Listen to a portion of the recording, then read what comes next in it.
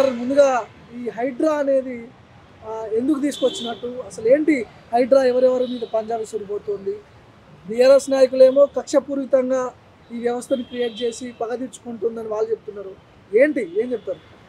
భార్గవ్ గారు, హైడ్రాను హీరోటిక్ ఎక్సర్సైజ్గా మనం చూడొద్దు. హైడ్రా అంటే కూల్చివేతల కోసము, పేల్చివేతల కోసము వచ్చిన సంస్థ కాదు.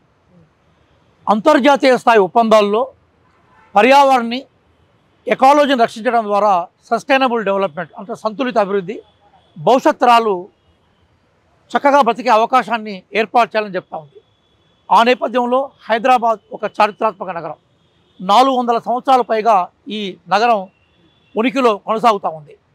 కానీ ఈరోజు ఈ నగరం బ్రతకాలనుకున్నప్పుడు ఈ నగరంలో చెరువులు బ్రతకాలి, నీళ్ళ వసతి, అట్లాగే గ్రౌండ్ వాటర్ ఉండాలి. ఈ నగరంలో గార్డెన్స్ ఉండాలి, అంటే ఆక్సిజన్కి సంబంధించిన లెవెల్స్ మెయింటైన్ కావాలి. ఈ నగరంలో పొల్యూషన్ ఉండకూడదు. భవిష్యత్ తరాలకు ఈ నగరం ఒక భరోసాని ఇవ్వగలగాలి. ఢిల్లీ కానీ బాంబే కానీ దాని ఎక్స్పాన్షన్కు లిమిటేషన్స్ ఏర్పడ్డాయి. అంటే ఢిల్లీకి చుట్టూ ఉండే యమునా నది, అట్లాగే మనకు ముంబైకి ప్రధానంగా మనకు చుట్టూ ఉన్న పశ్చిమ కనుమలు దానికి ఆటంకంగా ఉన్నాయి. కాబట్టి హైదరాబాద్ మాత్రమే ఎక్స్పాండ్కి అవకాశం ఉన్న సిటీ. ఇది భారతదేశంలో నెంబర్ 1గా మారిపోతూ ఉంది. ఈరోజు హైదరాబాద్ రక్షించబడాలంటే వరదల నుంచి హైదరాబాద్ రక్షించబడాలి. వరదలు ఎందుకు వస్తూ ఉంటాయి భార్గవ్ గారు? ఇన్ఫ్లో అంటే చెరువులోకి వచ్చే నీళ్లు, అవుట్ఫ్లో అంటే చెరువులో నుంచి బయటికి పోయే నీళ్లు. ఇవి సాఫీగా ఉన్నప్పుడు వరదలకు అవకాశం ఉండదు. కానీ ఈరోజు ఇన్ఫ్లో అంటే నాలాల ద్వారా మనకి చెరువుల్లోకి వచ్చే నీరు, మొత్తం నాలాలు మొత్తం ఆక్రమించబడ్డాయి. అవుట్ఫ్లో అంటే చెరువుల నుంచి బయటికి పోయే నీరు, అది కూడా మనకి కాలువల ద్వారా బయటికి వెళ్ళిపోతూ ఉంటుంది, మత్తల ద్వారా బయటికి వెళ్ళిపోతూ ఉంటుంది. తూములు మత్తలు ఆక్రమించబడ్డాయి, నాలాలు పూర్తి చేయబడ్డాయి. కాబట్టి నాలాలు పూర్తి చేయబడ్డప్పుడు, తూములు ఆక్రమించినప్పుడు వీటి నుంచి విముక్తి జరగకుండా నీటి వనరులను మనం కాపాడుకోలేం. నీటి వనరులు లేకుండా గార్డెనింగ్ హైదరాబాద్లో ఉండదు.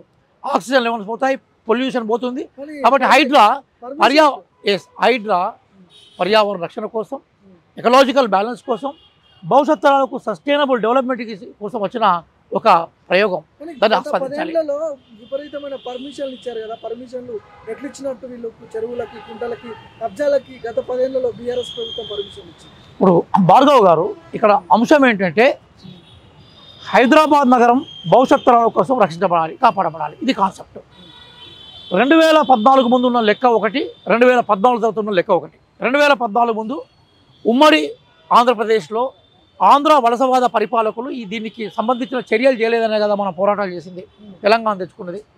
తెలంగాణ ట్యాగ్ మీద ఏ అధికారాన్ని అయితే టీఆర్ఎస్ ఏలియాస్ బీఆర్ఎస్ చేసిందో వాళ్ళకు చరిత్రకు అవకాశాలు ఇచ్చింది. ఏ అవకాశాలు ఇచ్చింది? హైదరాబాద్ నగరాన్ని తెలంగాణ కోసం కాపాడండి, హైదరాబాద్ నగరాన్ని భవిష్యత్ తరాల కోసం కాపాడమని ఒక చారిత్రాత్మక అవకాశం ఇచ్చింది. అవకాశాన్ని టీఆర్ఎస్ ఏలియాస్ బీఆర్ఎస్ నిలుపుకోలేదు. ఈరోజు నాగార్జున ఎన్క్లేవ్ ఎవరికి టైంలో నిర్మించబడింది? వాళ్ళు ఇప్పుడు ఈరోజు ఏమంటున్నారంటే ఈ పర్మిషన్లన్నీ గత ప్రభుత్వంలో వచ్చాయని చెప్తున్నారు. నేను మీ ద్వారా టీఆర్ఎస్ మిత్రులను, టీఆర్ఎస్ నాయకులను సూటిగా అడుగుతున్నాను, మరి 10 సంవత్సరాలు మీరేం చేశారు? గుడ్డి గుర్రం పళ్ళు తెమిలా మీరు? నిజంగా గత ప్రభుత్వాలు తప్పిదాలు చేస్తేనే కదా ప్రజలు వద్దనుకొని తెలంగాణ తీసుకొచ్చింది. మరి తెలంగాణ ప్రభుత్వానికి ట్యాగ్ లాగా ఉద్యమాన్ని వాడుకొని రేపు పవర్లోకి వచ్చిన మీరు 10 సంవత్సరాలు ఏం చేసిండ్రు? అంటే 10 సంవత్సరాలు మీరు ఏం చేయలేదు కాబట్టి కొన్ని సందర్భాల్లో ఇంకా చేయలేదు. భార్గవ్ గారు, హైడ్రాలో కొంతమంది పేద ప్రజలు కూడా నలిగిపోతున్నారంట కదా. అల్వాల్లో ఒక 200 మంది కుటుంబాలకు హైడ్రా నోటీసులు ఇచ్చింది. ఈటల రాజేందర్ దాని మీద స్పందించిండు, కరెక్ట్ కాదంటున్నాడు. ఈటల రాజేందర్ గారి స్పందన ధనవంతులకి, భూకామందులకి, భూభగాసులకు సపోర్ట్ చేసేలాగా ఉంది. ఏస్ అగ్రి. అక్కడక్కడ కొన్ని అంశాలను చేపట్టినప్పుడు ఒకటి లోపాలు ఉంటే ఉండొచ్చు, సరి చేసుకునే ప్రయత్నం చేస్తుంది. కానీ ఈరోజు ఏ ప్రభుత్వ ల్యాండ్లోనైతే, ఏ గార్డెన్లు అయితే, అంటే ఏ ఉద్యానవనాలు, ఏ చెరువులు అయితే ఆక్రమించి కట్టినారో అక్కడ ధనవంతులు చిన్న చిన్న పేద ప్రజలతో గుడిసెలు వేయించుకున్నారు. వేయించే సందర్భాల్లో ఒరిజినల్గా పేద ప్రజలు ఉన్నారు. రెండింటిని మనం వేరు చేసి చూడాలి. అట్లాగే మనం ఇక్కడ ప్లాట్ కొన్నప్పుడు ఏంటంటే రక్షణ కోసం ఒక వాచ్మెన్ పెట్టుకునే ప్రయత్నాలు చేస్తూ ఉంటారు. కానీ ఒరిజినల్గా హైడ్రాకు సంబంధించిన దాడులన్నీ కూడా భూభాకాశాల మీదే మేజర్ ఫోకస్ ఉంటుంది. అక్కడక్కడ ఏమన్నా ఇబ్బందులు ఉన్నప్పుడు మీరు చెప్పినట్టుగా పేద ప్రజలకు సంబంధించిన వాళ్ళకు సంబంధించిన ఉనికిలో, వాళ్ళకు సంబంధించిన గృహ వసతుల్లో ఇక్కడ తేడాలు ఉన్నప్పుడు వాళ్ళకి ఆల్టర్నేటివ్గా ప్రభుత్వం చేస్తుంది.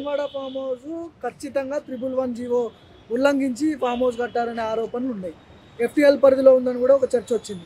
ఇప్పటివరకు ఎందుకు యాక్షన్ తీసుకోలేదంటారు? ఒక అంశం గుర్తుపెట్టుకోండి భార్గవ్ గారు, మూసీ అండ్ ఈసీ ఇవి రెండు హైదరాబాద్ నగరం ఏర్పాటు చేసేందుకు దోహదపడే నదులు. ఇక్కడ ఈసీ నది ఉంది, మూసీ నది ఉంది. ఒకప్పుడు రూపాయి బిల్లు వేస్తే దాని బొమ్మ కనబడేదని చెప్తూ ఉంటారు పాత హైదరాబాద్. అట్లాగే మనం గండిపేట చెరువు నీళ్ళు అంటే మూసీ నదికి సంబంధించిన బేసిక్ రిజర్వాయరే అది. ఆ గండిపేట నీళ్ళు తాగితే హైదరాబాద్ నీళ్ళు తగ్గాయి, నీ గ్లామర్ వచ్చిందని కూడా చెప్పేటోళ్ళు. ఈరోజు ఎందుకు ఈసీ నది మూసీ నది ఆగిపోయిందంటే, ఇప్పుడు నేను నా చర్చలో నేను ఏమన్నాను, నదిలోకి వచ్చే నాళాలు మూసివేయబడ్డాను. ఫిరంగి నాలకు సంబంధించిన చరిత్ర ఉంది. ఫెరిస్తా రాస్తారు దాన్ని. ఫెరిస్తా అనే అతను హైదరాబాద్ చరిత్రను మొట్టమొదటిసారిగా లిఖితం చేసిన గొప్ప చరిత్రకారుడు. అంటే ఫిరంగి నాళాలు లాంటి నాళాలు ఆక్రమించబడ్డాయి. ఇప్పుడు ఆయన జన్వాడ ఫామ్ హౌస్ అవుతుందో ఆ నాళనే ఉంది. అయితే ఆశ్చర్యం ఏంటంటే, ఈటల రాజేందర్ గారు ఉద్యమకారుడిగా వాళ్ళ పట్ల మాకు గౌరవం ఉంటుంది. ఈటల రాజేందర్ గారు ఆ 10% ప్రజల గురించి మాట్లాడని ఆహ్వానిస్తున్నాం. కానీ మరి 90% భూబకాసులు ఎందుకు మీరు వెనకేసుకొచ్చే ప్రయత్నం చేస్తున్నారు? అదే పార్టీకి సంబంధించిన మనకి విశ్వేశ్వరరెడ్డి గారు కానీ, అదే పార్టీకి సంబంధించిన రఘునందన్ రావు గారు కానీ ఏం మాట్లాడుతున్నారు? మీరేం మాట్లాడుతున్నారు? ఎందుకు పోవట్లేదు అంటారు? బుల్డోజర్లు జన్వాడ ఫార్మర్స్ కి పోతాయి. లేదు, ఒక విషయం ఏంటంటే, దారి కనిపించినప్పుడు ఆ ప్రయాణం ఆరంభమవుతుంది. ప్రయాణాన్ని ముందు దారిని క్లియర్ చేసే ప్రయత్నం చేస్తున్నాము. జన్వాడ ఫామ్ హౌస్ ఇల్లీగల్గా కన్స్ట్రక్షన్ అయిన డాక్యుమెంట్స్ అన్ని రిలీజ్ అవుతూ ఉన్నాయి. వాటి మేము పక్కన తీసుకుంటాం. ఎందుకోసం అంటే కేటీఆర్ మామూలు మనిషి కాదు కదా. మొన్నటిదాకా ఆయనే డిఫాక్టో ముఖ్యమంత్రి కదా, డిఫాక్టో ముఖ్యమంత్రి కదా. కాబట్టి దయచేసి ఇంకో అంశం కూడా గుర్తుపెట్టుకోవాలి భార్గవ్. హైడ్రా ఆపరేషన్లు పర్సనల్ టార్గెట్గానో లేదా ఒకరినో ఇద్దరినో విక్టిమైజ్ చేసే కోణంలో పోకూడదనే సందేశాన్ని మేము ఇవ్వాలనుకుంటున్నాం. కాబట్టి సాక్ష్యాలను సేకరించి చక్కగా దానికి సంబంధించిన ప్రజాభిప్రాయాన్ని పోగేసిన తర్వాత ఒక్కసారి కొడితే మళ్ళీ వెనక్కి వచ్చే అవకాశం ఉండదు. కాబట్టి ఈరోజు అక్కినేని నాగార్జునకు సంబంధించిన ఎన్క్లేవ్స్ ఏవైతే ఉన్నాయో బేసికల్గా సాక్ష్యాలు ఇచ్చిన తర్వాతనే చెప్పాం. ప్రజలు ఎంత హర్షాతి రేఖలు వ్యక్తం చేశారో మీరు చూశారు, నేను చూశాను. బహుశా ఎన్ని లక్షల మంది అనుకూలమైన కామెంట్ చేశారు, ఎన్ని లక్షల వ్యూస్ వచ్చారో మీరు చూశారు. కేవలం తెలంగాణనే కాదు, ఆంధ్రప్రదేశ్లో కూడా మాకు వెల్కమ్ జరిగింది.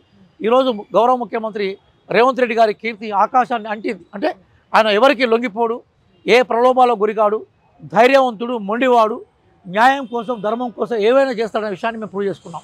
అదే క్రమంలో కేటీఆర్ కానీ మరెవరైనా కానీ ఆర్టికల్ 14 రాజ్యాంగానికి అయితే అతిథులు గారు కదా. భారత రాజ్యాంగంలో ఆర్టికల్ 14 ఏం చెప్తా ఉంది? Everybody is equal in front of law అని చెప్తుంది. చట్టం ముందు అందరూ సమానం చెప్తా ఉన్నది. బట్ కేటీఆర్ అతిథుడు ఏం కాదు, ఆకాశం నుంచో భూమిని చీల్చుకొని ఊడిపడ్డాడు ఏం కాదు. కాబట్టి ఖచ్చితంగా యాక్షన్ తీసుకుంటాం. కానీ ప్రజల్లో భార్గవ్ గారు ప్రజల్లో ఇది విక్టిమైజ్ చేయడం కోసమో పొలిటికల్ రివెంజ్ కోసమో చేసిన అపవాదం మేము తీసుకోవాలనుకోవట్లేదు. కాబట్టి మొత్తం సాక్ష్యాలను సేకరించాం, దాదాపు పూర్తయింది.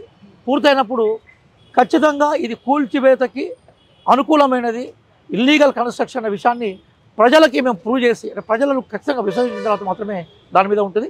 అతిథులు కాదన్న విషయాన్ని చెప్తున్నాం. సంబంధించిన మంత్రులు కొంతమంది పేర్లు వినపడతా ఉన్నాయి. పొంగులేటి శ్రీనివాస్ రెడ్డి, పట్నం మహేందర్ రెడ్డి, వీళ్ళు కూడా FTL పరిధిలో ఫామ్ హౌస్ నిర్మించుకున్నారు. 111 జీవోని ఉల్లంఘించారనే ఒక చర్చ వస్తుంది.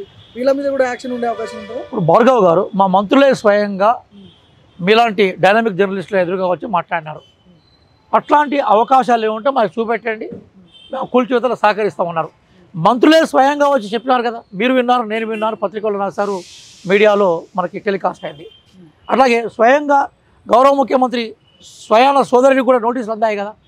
మీరు నిజాయితీగా చెప్పండి, 10 సంవత్సరాల కాలంలో గతంలో ఏ ముఖ్యమంత్రి అయినా ఇంత డైనమిక్గా వ్యవహరించాడా? ఏ ముఖ్యమంత్రి అయినా ఎట్లాంటి ఒత్తిడిలో గురి కాకుండా యాక్షన్ ప్లాన్లోకి వెళ్ళాడా?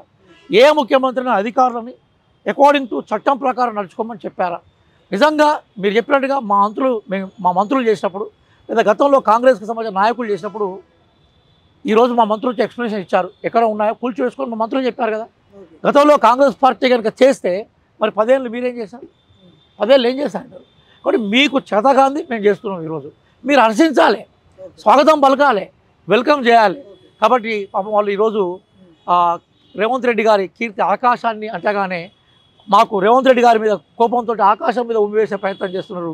అది ఎవరి మీద పడుతుందో మనం చూస్తున్నాం. సార్ ఇంకోటి కులగణన బీసీలకు 42% రిజర్వేషన్ కావాలి, కులగణన చేయాలి. ఖచ్చితంగా చేసిన తర్వాతనే స్థానిక సంస్థ ఎన్నికల్లో కాంగ్రెస్ పార్టీ ఓట్లు అడగాలి. సో ఇట్లాంటి ఒక పెద్ద ఎత్తున చర్చ వస్తుంది. కులగణన సాధ్యమవుతుందా?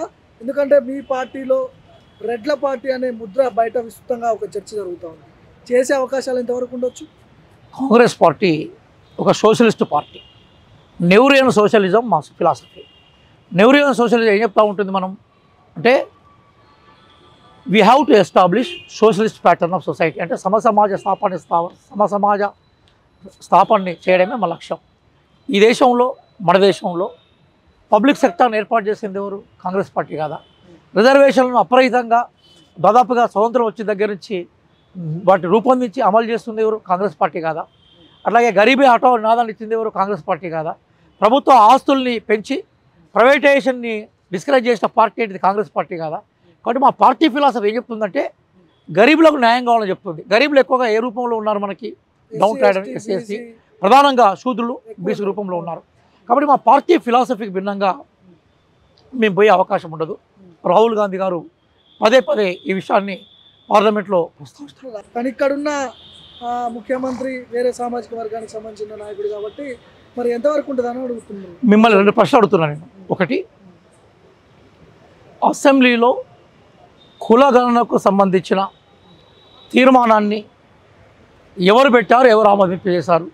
గౌరవ ముఖ్యమంత్రి రేవంత్ రెడ్డి గారు ఆధ్వర్యంలో జరిగిన విషయం కాదా? రెండో అంశం, పార్లమెంట్ ఎలక్షన్స్లో ప్రధానంగా బీసీలకు జరుగుతున్న అన్యాయం గురించి, రిజర్వేషన్ వర్గాలకు జరుగుతున్న అన్యాయం గురించి దేశవ్యాప్తంగా చర్చను ఎవరు ఆరంభించారు? రేవంత్ రెడ్డి గారు కదా. రేవంత్ రెడ్డి గారి కమిట్మెంట్ను ప్రశ్నించడం అంటే నువ్వు ప్రజాస్వామ్యాన్ని, కాంగ్రెస్ పార్టీ ఫిలాసఫీని ప్రశ్నించడం. తీర్మార్ మల్లన్న లాంటి వాళ్ళు బీసీ ఆత్మీయ సమ్మేళనాలు పెడుతున్నారు, కులగణన చేయకపోతే యుద్ధం చేస్తా అంటున్నాడు. దేనికి సంకేతాలు? ఇప్పుడు ప్రజాస్వామ్య వ్యవస్థలో ఒక ప్రజాస్వామ్య వాయస్ ఇచ్చే హక్కు ఎవరికైనా ఉంటుంది. తీర్మార్ మల్లన్న మా కాంగ్రెస్ పార్టీ బ్యానర్ మీద గెలిచిన వ్యక్తే కదా. కాబట్టి మా పార్టీ బాధ్యతలను గుర్తు చేస్తూ ఉన్నాడు. దాన్ని స్వాగతిస్తాం, మేము కాదనట్లేదు. కులగణనకు కాంగ్రెస్ పార్టీ కట్టుబడి ఉంది. కులగణనకు రేవంత్ రెడ్డి గారు చాలా అందరికన్నా ఎక్కువ ఛాంపియన్గా ముందు వచ్చినారు. కాబట్టి త్వరలోనే కులగణన చేపడతాం. ఏ బీసీ నాయకులైతే ఈరోజు అంటే కులగణన అవసరమని భావిస్తూ ఉన్నారో అది కాంగ్రెస్ పార్టీ ఫిలాసఫీలో అంతర్భాగం. బీసీల అభ్యున్నతి కాంగ్రెస్ ఫిలాసఫీ వేరు కాదు. ఖచ్చితంగా మా ఆచరణే రేపు మార్గదర్శకంగా ఉంటుంది. కులగణన చేస్తాం. ఈ రాష్ట్రంలో, మన రాష్ట్రంలో ఎంత బీసీ జనాభా ఉందో వాళ్ళకు న్యాయం చేసే దిశగానే ఉంటాయి. ఒక లోకల్ బాడీ ఎలక్షన్స్ని ముందుగా ఆగస్టులో చేద్దామనే ప్లాన్ మాకుండే, అది కొంచెం వెనక్కి వెళ్ళిపోవడానికి కారణాల్లో ఇది కూడా ఒకటి. డెఫినెట్గా బీసీలు మా పార్టీలో అంతర్భాగం, మైనారిటీలు మా పార్టీలో అంతర్భాగం, షెడ్యూల్ క్యాస్ట్, షెడ్యూల్ ట్రైబ్ మా పార్టీ అంతర్భాగం.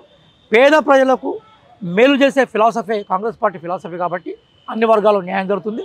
మా పార్టీలో that is the indication of democracy. మా పార్టీలో ఉన్న సభ్యులు పార్టీకి సంబంధించిన ఇష్యూస్ మీద తమ గొంతుగా విప్పడమే కాంగ్రెస్ పార్టీ ప్రత్యేకత. పిసిసి చీఫ్ ఎప్పుడు అనౌన్స్మెంట్ వచ్చే అవకాశం? బహుశా అంటే నేను కూడా మీలాగానే వార్తాపత్రికల ఆధారంగాను మా సీనియర్ నాయకుల స్టేట్మెంట్ ప్రకారమే నేను ఫాలో కావాల్సి ఉంటుంది. ఎందుకోసం అంటే కాన్ఫిడెన్షియల్ ఇన్ఫర్మేషన్ ఢిల్లీలో మా పార్టీ పెద్ద అనౌన్స్ చేస్తారు. నాకు తెలిసి బహుశా ఇంకొక 48 గంటలు 72 గంటల్లో దానికి సంబంధించిన క్లారిటీ వస్తుందని నేను అనుకుంటున్నాను. 2 రోజుల్లో రావచ్చు వచ్చే అవకాశం నేను భావిస్తాను. Thank you sir. Thank you అండి.